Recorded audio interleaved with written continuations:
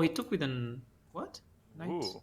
Took with the knight. Wow. Wait, Jan completely missed this move. Look at Jan. He's getting into the closer to the board. He missed it. Okay, so I'm taking the plunge, covering a World Championship game. Now, I've not been covering these ones because everyone and his dog has been covering the same games, right? So I'm trying to bring you some different chess. But I wanted to cover today, I've played this pawn structure myself for 10 plus years, so it was of interest to me. And there's a move played that took Nepo a bit aback, and that was the clip at the beginning. I'll play it again soon at the moment the move comes. So let's see what happened here. This is game 3. They've just had a rest day, and the first move is the interesting moment to start with because d4 is played, not e4, which Nepo played in game 1, put good pressure on Ding. So what's he got in mind with this one? Well, knight f6, c4, e6, no surprises, and now knight c3. The first slightly interesting moment because it does invite a mainline Nimzo Indian, but that's not played by Ding. You know, sometimes you see white go knight f3 to avoid this stuff. However, Anish Giri pointed out that these days there are so many different tries for white after bishop b4, queen c2, e3, f3, all sorts of systems. So you can go d5, avoid all of that stuff. Okay, yes, there are new ways that white can play to put pressure, but there's slightly less theory to learn, was Anish Giri's feeling. Now, we've just seen that exchange, and this is now known as the Carlsbad pawn structure. Classic pawn structure, these ones here, these ones here.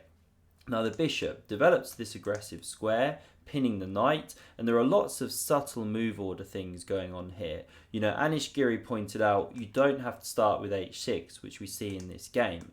You can develop the knight, spin it round here into e6, g6, target that bishop on g5 potentially if the knight came to e6. But okay, Ding goes for this one, the bishop drops back. Bishop e7, bishop d3. So now there's no more bishop f5. Again, in some lines, black does go bishop f5 if white never prevents it at an earlier point, but not in this game.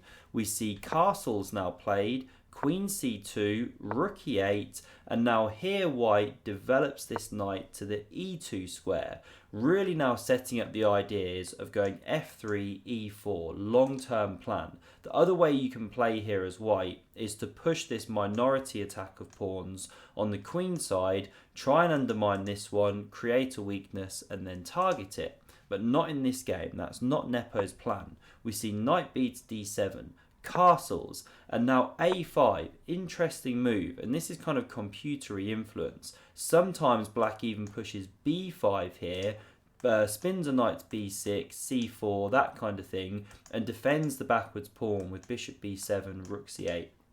Many different ways to go in this day and age, but we didn't see that here. Instead, after a3, Ding goes for knight to h5, just exchanging these bishops, even though he's losing some time with this knight and helping free his position slightly. And now this next move from Nepo, rook a to e1, is all geared up to protecting this pawn, preparing f3 and then e4. So knight f8 now played, and this knight comes to c1. Really weird looking, but it opens the rook to defend this pawn, and after knight f6 we see the point because now you can go f3 and this pawn's defended from the queen's attack. Knight e6 now played, so it prevents e4. If you do that in one, well, you can take this pawn here. So that wasn't played. We see knight coming back to e2, and by the way, in this position we had queen f2 played in a game between Anish Giri with white and Ding Liren with black in May 2022, so about a year ago. So Ding very familiar with this position. We're following that entire game. Where is Nepo's plan to deviate? Well, this is the moment. He plays this knight to e2, covers the d4 pawn like that rather than covering with the queen. But we see really similar themes here. So Ding strikes with pawn to c5. You know, you do have to get counterplay or white's going to start steamrolling you.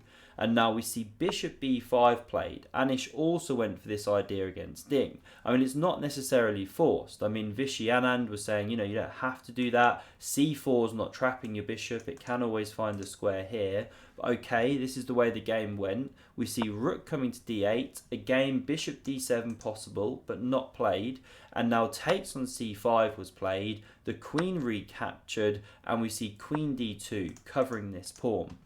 So white now is going to try and target this isolated pawn, but it's not such a big deal for black. And actually here, interestingly, you can already liquidate that pawn with d4. And you get a very, very forcing sequence of moves. You can get something like this. Super level position already would have started to liquidate things. But that wasn't how the game went. We see bishop d7 keeping pieces on. Well, at least keeping more pieces on.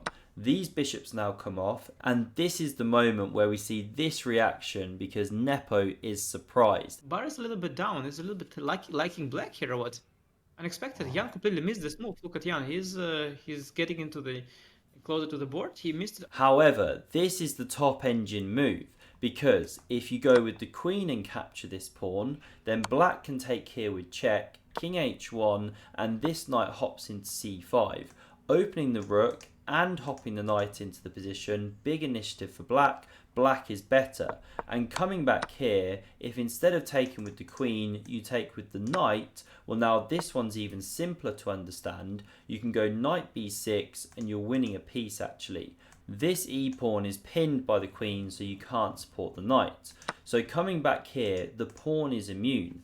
Knight d4, therefore played by Nepo. And again, there is the option here to take that one off, and it's a simplified position. You can take with queen or pawn, very, very level structure.